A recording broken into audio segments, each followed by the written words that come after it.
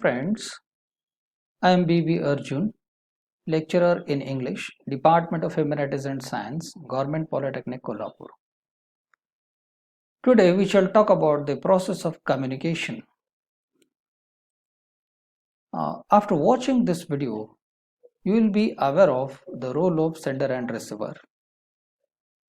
You will also be aware of the process of transmission of message, and you will be able to choose a right channel for communication. Then let us see the role of sender here. A sender is responsible for planning, encoding, and transmitting the message. Now, planning.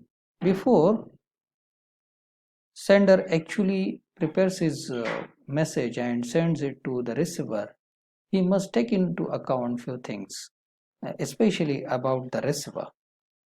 So he must ask few questions or consider these questions. Who is the receiver? What is the receiver's role in the organization? What is his or her intelligence level and grasping power? What do you want him to do?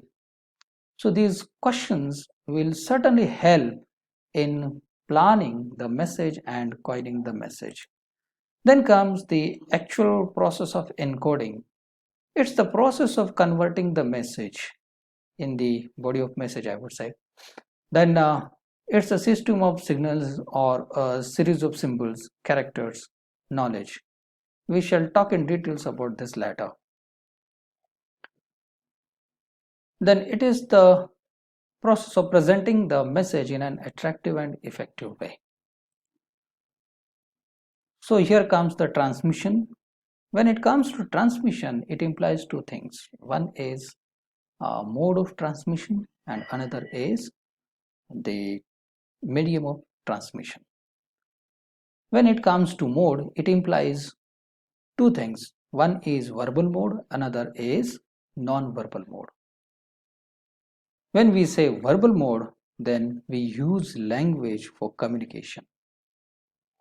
And we use language in oral and written form.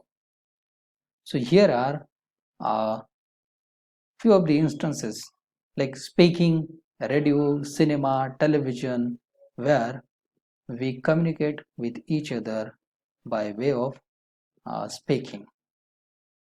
Then there are a few examples like letters, circulars, reports, telex, emails, telegraphs, then fax, newspapers, magazines, social networking sites, SMS, etc. These are all examples of written communication. So here we communicate by way of writing and reading. Then let us talk about non-verbal communication. Non-verbal essentially implies not using language. So if we are not using language, we must be using something else, and those things are body language and graphic language. In body language, there are gestures, facial expressions, eye contact, posture, then silence, touch, etc. So we are also going to see all these things in details later. Graphic language includes sign, symbol, signal, charts, maps, graphs, posters, etc.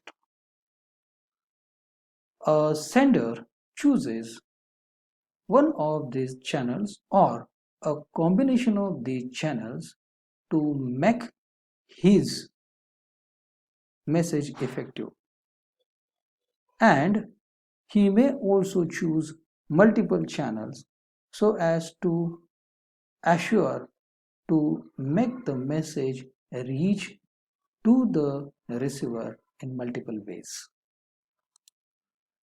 Now the role of receiver here. A receiver is receiving the message, then he decodes the message, understands it, and gives feedback to the message.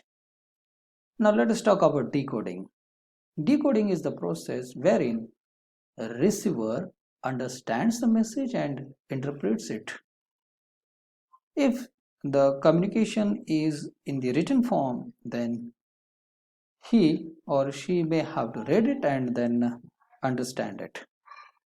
If the message is in the oral form, then he or she has to listen it attentively, and he or she must pay attention to the body language cues of sender as well, because body language cues are always accompanied with the verbal message, and they convey a lot much, especially uh, especially they add meaning to the verbal message, and therefore one must be very careful about the body language cues of the sender when we are involved in face-to-face communication event.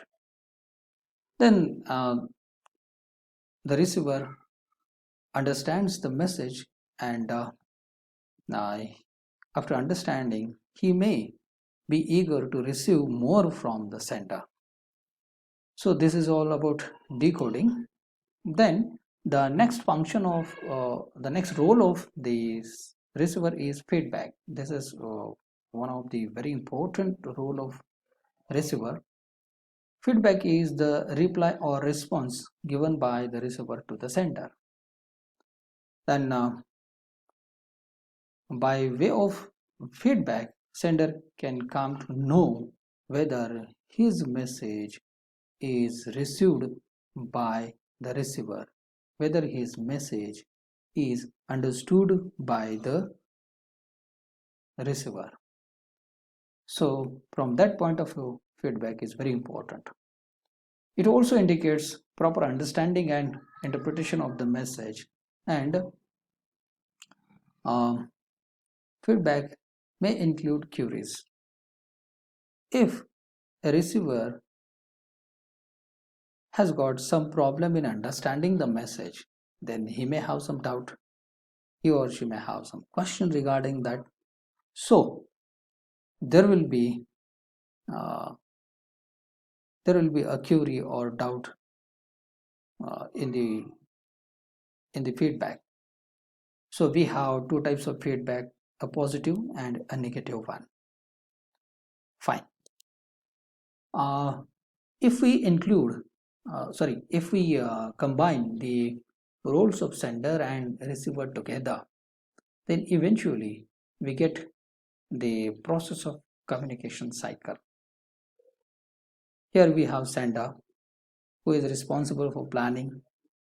He encodes the message, it transmits the message through a right channel or proper channel. Then it reaches to the receiver. Receiver receives the message and understands it.